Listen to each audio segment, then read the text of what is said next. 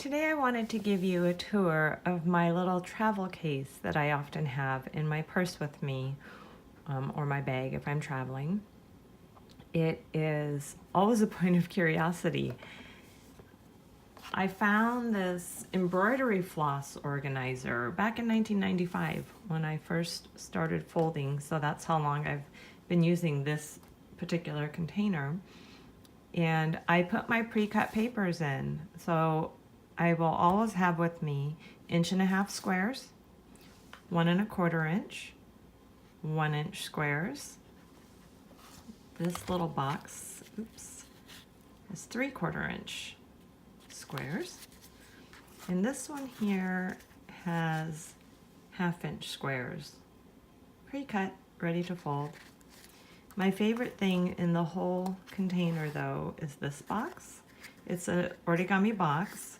But because I trim or cut my papers down by hand, they're not always perfectly squared. And sometimes I need to trim a little bit off to square a piece. So I made this little garbage can so that I don't have to throw those trimmings on the floor or have them floating loose in my box, which is what I used to do. The little paper boxes hold things like extra price tags. The thread up here is what I use when I need to attach a price tag to something. This has mancos, those little square envelopes that I use when I ship individual cranes or frogs. There was confusion because people didn't understand that they needed to open them at all, and then they didn't realize they needed to open them more than that. So I was shipping them, and there were instructions written on the Etsy page for each product, but that's when I learned people don't always read everything you put in a product description. So I ended up having to make printed instructions that I now mail with each one, and the problem was solved. Tiny carrots.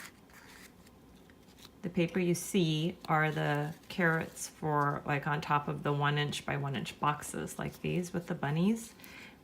But this little origami box has even smaller green and orange paper that I use to make the tiny carrots that go inside the necklaces that have the bunnies in them, the really small ones. The little 1" boxes here just have things like components. So this one has the yellow paper, 1/2 inch, 3/4 inch squares that I use to make the center of the water lilies.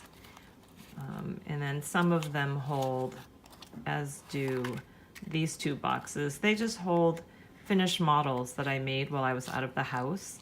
This one is fun though. This one holds 1/2 inch square origami cranes that become 1/4 inch high cranes when you fold them. My tools that I travel with are some pins and needles, some extra X-Acto knife blades. I do have this tiny X-Acto knife, a very small pair of scissors that I just happened to find one day when I was at World Market, tiny container of glue, and then to apply the glue I have this bamboo skewer that I use. I also have one toothpick, which I keep in there for when I want to open a rabbit's ears up. The ears are flat when you first fold the rabbit. I also try to keep in my bag this little self-healing cutting mat for when I'm out and about.